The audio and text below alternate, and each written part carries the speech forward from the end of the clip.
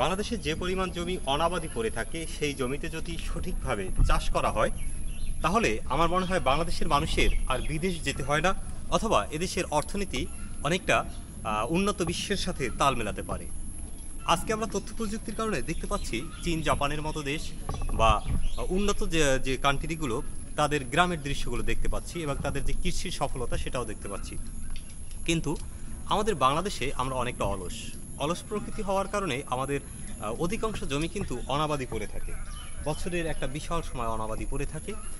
তো এই দেশে যে করলে সেটা সম্ভব বা সেখান থেকেও টাকা আয় করা সম্ভব বা ভাগ্য বদল করা সম্ভব, তারই এক দৃষ্টান্ত আমরা আজকে একটি মালটা বাগানে প্রবেশ করেছি।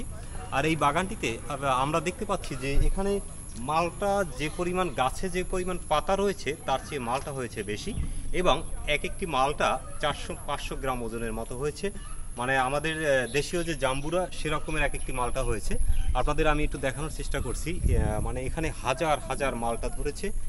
আর এটি হচ্ছে বাকেরগঞ্জ উপজেলার শ্যামপুর পাকার মাথায়। এখানে উনি মালটা চাষ করে মোটামুটি কয়েক লাখ টাকা বিক্রি করেছেন এবং আরও কয়েক লাখ টাকা বিক্রি করতে পারবেন বলে জানিয়েছে।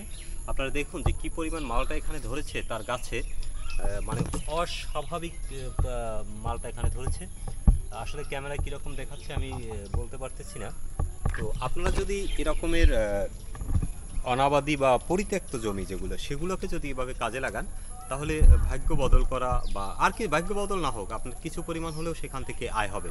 তাই আসুন সময়কে কাজে লাগান, পরিত্যক্ত জমিকে কাজে লাগান, প্রকৃতির সাথে থাকুন এবং কাজকর্মের মধ্যে থাকুন, তাহলে দেখবেন জীবন অনেক সুন্দর।